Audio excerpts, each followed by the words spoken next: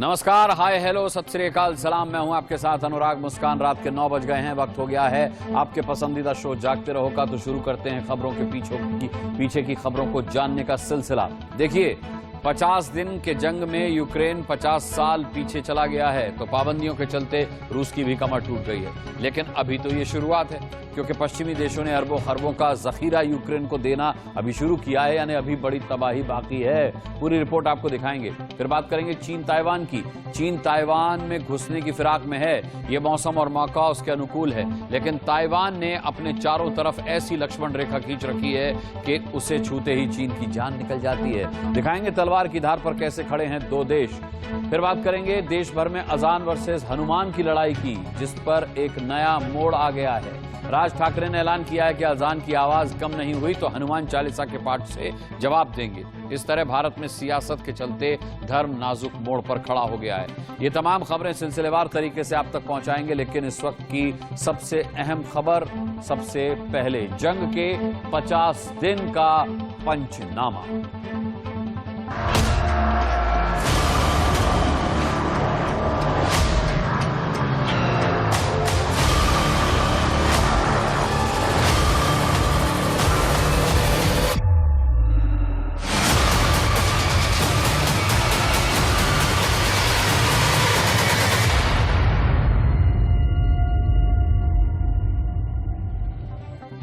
50 दिनों से चली आ रही इस जंग में रूस और यूक्रेन दोनों ही देश आक्रामक रुख पर कायम है। कोई पीछे हटने को तैयार नहीं। इन 50 दिनों में युद्ध की एक सबसे क्रूर तस्वीर भी दिखी, जिसने पूरी दुनिया को हिलाकर रख दिया और रूस के खिलाफ खड़ा कर दिया।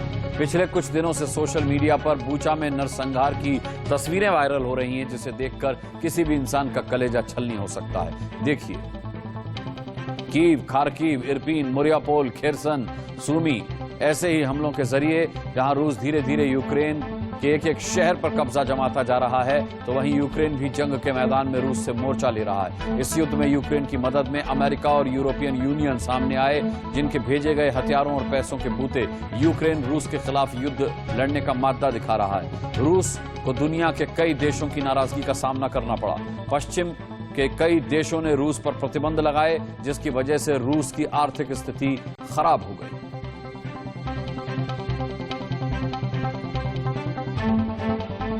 जंग के इन 50 दिनों में यूक्रेन 50 साल पीछे हो गया है। रूस भी इतने नुकसान उठा चुका है कि शायद ही उसने कभी उठाए हो। यूक्रेन की सेना ने रूस के एक बड़े युद्धपोत को मारकर खलबली मचा दी। ये पूरी रिपोर्ट देखिए। जंग के 50 दिन,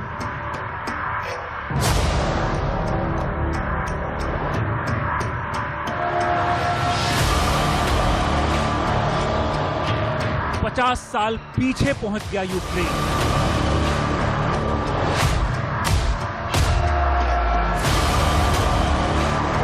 करीब 50% जीडीपी यूक्रेन की डाउन हो गई।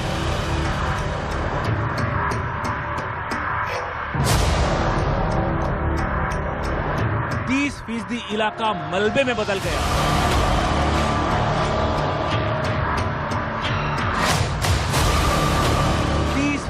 फर्म पूरी तरह से बंद हो गए।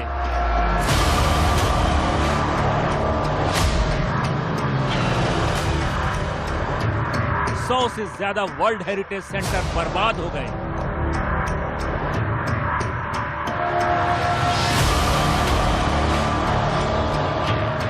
$5 लाख करोड़ का इंफ्रास्ट्रक्चर तबाह हो गया।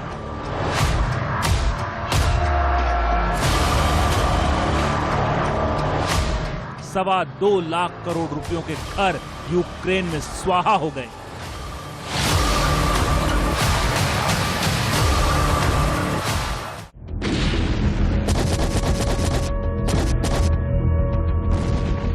अब इस बर्बादी को फिर से बसाने और खड़ा करने के लिए यूक्रेन को कम से कम 50 लाख करोड़ रुपयों की जरूरत पड़ेगी। वक्त कितना लगेगा इसका कोई अंदाजा नहीं, लेकिन रूस के मुताबिक अभी तो ये जंग का ट्रेलर है, तबाही अभी और बाकी है।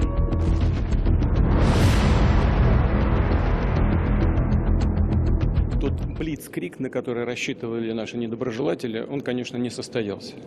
Это очевидно, наша финансовая система, промышленность работают ритмично. Главное даже не трагические события, происходящие на Донбассе и Украине. Ведь это не главное.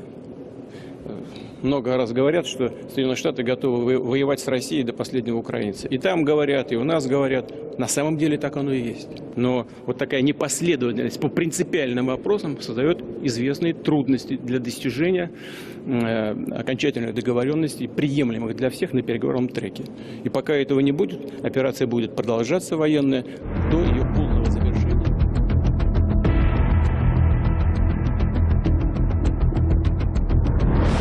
बर्बाद बोरबियांका को देखने के लिए पोलैंड, लिथुआनिया, एस्टोनिया और लातविया के राष्ट्रपति ने इलाके का दौरा किया।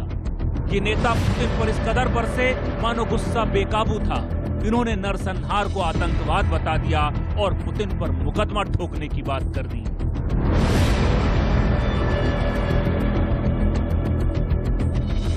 It's even difficult to express in words by seeing what has happened here and what are the damages and how cruel is this regime. I just cannot compare even with Nazis. I think this is worse than Nazis. इतनी तबाही और बर्बादी के बाद भी Ukraine ने जंग के इस मोड़ पर जो किया है उससे सारी दुनिया ने दांतों तले उंगली दबा ली है।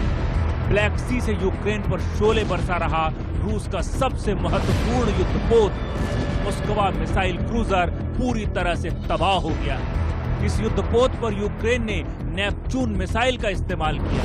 ये युद्धपोत इतना बड़ा था कि काला सागर में आग को बुझाने के लिए पानी कम पड़ गया है। समुंदर में दूर दूर तक सिर्फ आग ही आग है। ये 12,500 टन का गाइडेड मिसाइल क्रूजर था। ये युद्धपोत 600 फुट लंबा था। इसी जंगी बेड़े को 510 लोग चलाते थे। ये 1979 से रूस की ताकत बना हुआ था। अकेले यूक्रेन की नौसेना को बर्बाद करने का दम था इस जंगी बेड़े में। लेकिन यूक्रेन के नेपच्यून मिसाइल के अचूक निशाने ने समुंदर में खड़े रूसी शान को पूरी तरह से मटियामेट कर दिया है। अब इस हमले में कितने रूसी नौसैनिक मारे गए हैं उनका कोई हिसाब किताब अभी नहीं पता। ये आग, ये बर्बादी, ये तबाही अभी दुनिया के सारे कीर्तिमान ध्वस्त करने जा रही है। क्योंकि इस जंग में अब अमेरिका ने पिछले दरवाजे से एंट्री मार दी है। क्योंकि अमेरिका यूक्रेन को 6,000 करोड़ रुपए का मिलिट्री साजो सामान देने जा रहा है, जिसमें तोपें हैं, जिसमें बख्तरबंद गाड़ियां हैं, जिसमें खतरनाक हेलीकॉप्टर्स हैं और इसके अलावा और भी कई खतरनाक हथियार हैं।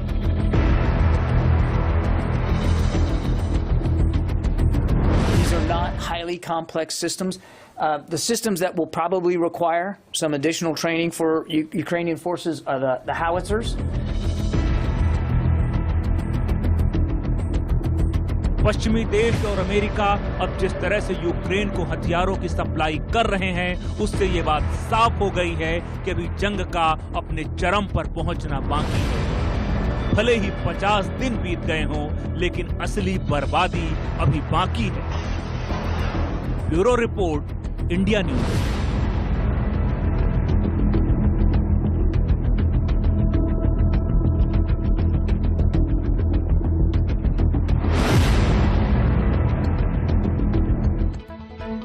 यूक्रेन के राष्ट्रपति के हौसले तो और भी डराने वाले हैं। उनका कहना है कि जब तक यूक्रेन की धरती रूसी सैनिकों ने खाली नहीं कर दी जाती, तब तक हमारी सेना ये हमले जारी रखेगी। Російське керівництво сподівалось побачити парад окупантів на Хрещатику вже за кілька днів після 24 лютого, після початку вторгнення. А бачить щодня стрункі ряди окупантів, яких наші захисники відправляють у пекло.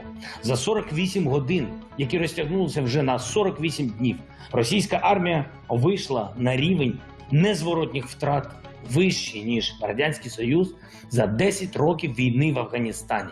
Вищий, ніж Росія за 2 війни в Чечні. Общий список 200-х для России уже очень скоро достигнет отметки в 20 тысяч людей. Буквально на днях, если не уже сегодня вечером. А что потом? 30 тысяч убитых, 40. 50 दिन हो गए इस युद्ध के। अब आपको 50 दिन का हिसाब किताब बता देते हैं और मोटे मोटे अक्षरों में बता देते हैं। यूक्रेन पर मार और रूस पर मार। देखिए 45% तक जीडीपी गिरी है, ये यूक्रेन को नुकसान हुआ है और 739 टैंक नष्ट हुए हैं। 39 आप देख सकते हैं फीसदी यूक्रेन, 29% तबाह हो चुका है। 30% फर्म बंद हो चुकी हैं, 158 प्लेन ध्वस्त हो चुके हैं, 40 लाख लोग पलायन कर चुके हैं यूक्रेन से और रूस के 19,800 सैनिक मारे गए हैं। 100 हेरिटेज स्मारक जो हैं वो नष्ट हुए हैं। इसके अलावा एंटी एयरक्राफ्ट कितने खोए? 64 रूस ने। 45% जीडीपी गिरी और 7 बोट तबाह हुए। एक कंपैरिजन हमने आपको दिखाया, एक तुलना आपको दिखाई कि किस तरीके से दोनों ही देशों को युद्ध से नुकसान उठाना पड़ा है। मेजर मोहम्मद अली शाह हमारे साथ हमेशा की तरह जुड़ गए हैं, हमारे रक्षा विशेषज्ञ, उनसे बात करेंगे। मेजर मोहम्मद अली शाह साहब, रूस का युद्धपोत यूक्रेन ने मार गिराया और अभी हमने जेलेंस्की का बयान भी सुनाया कि वो कह रहे हैं कि एक एक रूसी सैनिक जब तक यूक्रेन की धरती से नहीं हट जाएगा वो हमले जारी रखेंगे। अब तो उनको हथियार और रसद मिलनी शुरू हुई है, तो यानी जेलेंस्की अब पीछे हटने को तैयार नहीं है। लेकिन इसमें संदेश ये छिपा है, इसमें आशंका ये छिपी है कि ये युद्ध अभी खत्म होने वाला नहीं बल्कि ये और विकराल रूप ले सकता है। बिल्कुल, आपने बिल्कुल दुरुस्त फरमाया। ये युद्ध अभी लोग उम्मीद कर रहे थे शुरुआत में कि 4 दिन, 6 दिन, 7 दिन, नहीं, ये कम से कम महीनों और चलने वाला है। और प्रेसिडेंट जेलेंस्की की इस बात से बिल्कुल साफ मालूम पड़ता है कि नहीं, वो झुकने वाले बिल्कुल भी नहीं है और रूस भी अपनी बात में, उनकी बात नहीं मानेगा कहीं पे भी। और अमेरिका जो है, जो खुद ही नहीं चाह रही कि ये जंग रुके और आग में तेल डालने का काम करती रहेगी और यूक्रेन को ढाल बना के ये जंग लड़ती रहेगी। फिर अमेरिका उत्साह रही है हिंदुस्तान को भी कि हम रूस के खिलाफ बोले। हम क्यों बोले किसी के भी खिलाफ? हम ना किसी के पक्ष में बोलेंगे ना किसी के खिलाफ बोलेंगे। और आप देखिए एंटनी ब्लिंकन को क्या सही जवाब दिया है हिंदुस्तान ने। मिस्टर जयशंकर ने बहुत सही दुरुस्त जवाब दिया था। उन्हें कहा, जब यूएस ने बोला कि हमने हिंदुस्तान के बारे में ओपिनियन फॉर्म कर ली है, हिंदुस्तान ने बोला हमारे पास भी आपके लिए ओपिनियन है, क्योंकि 195 देशों में से 193 कंट्रीज जो कि यूएन रिकॉग्नाइज करती है, उसमें से 84 देश ऐसे हैं जिन पे यूएन ने एक्शन ले रखा है। आप 193 कंट्रीज में से 191 कंट्रीज, जो कि 98% हो गया अनुराग भाई, जिसमें यूएस ने मिलिट्री इंटरफेरेंस कर रखा है, इंक्लूडिंग इंडिया, क्योंकि हम क्वाड का भी हिस्सा है उस तरीके से।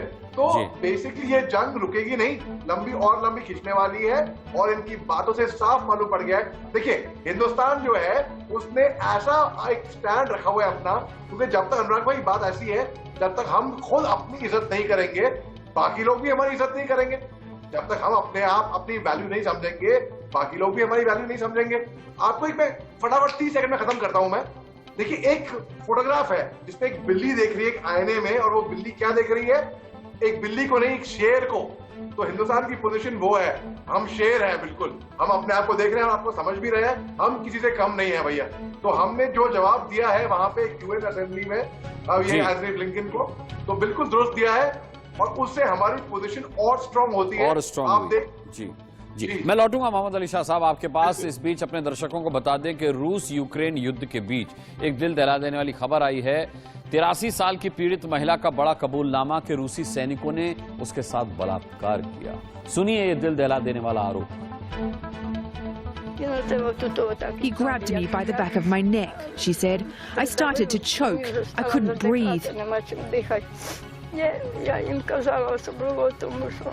I told the one who raped me, I'm old enough to be your mother. Would you let this happen to your mother? Vera said.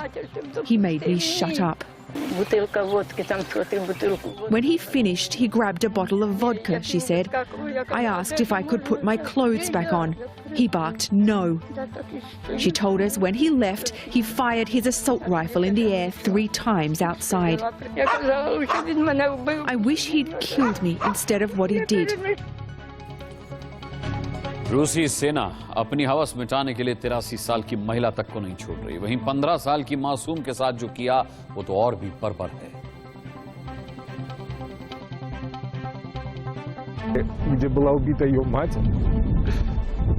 Она истекала кровью 2 суток. И это было на глазах этой девочки. Ее насиловали русские солдаты, снимали это на телефон.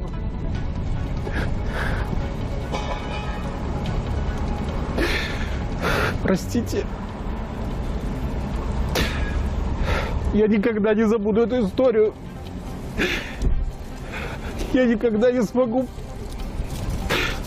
усвоить это, потому что это страшно. Этому ребенку 15 лет. देखा जाए तो इस युद्ध में बच्चों की दुनिया उजड़ चुकी है। आपको बताते हैं किस शहर में 50 दिनों के अंदर कितने बच्चों की मौत हुई है। जायतोमेर 15 बच्चे मारे गए हैं, कीव में 115 बच्चे मारे गए हैं, चेरनीहिव में 54 बच्चे मारे गए हैं, सूमी में 16 बच्चे मारे गए हैं, 76 बच्चे खार्किव में मारे गए हैं, लुहांस्क में 36 बच्चे, दोनेत्स्क में 113 बच्चे मारे गए हैं, मरियापोल में 22 बच्चे मारे गए हैं, 36 बच्चे खेरसन में मारे गए हैं। इसके अलावा माइकोलिव में 40 बच्चों की मौत हो चुकी है। ये युद्ध की विभीषिका होती है, ये होता है युद्ध का बुरा परिणाम। अच्छे परिणाम कभी नहीं आते। एक छोटा सा ब्रेक ले रहे हैं, कहीं मत जाइएगा, फौरन वापस आते हैं।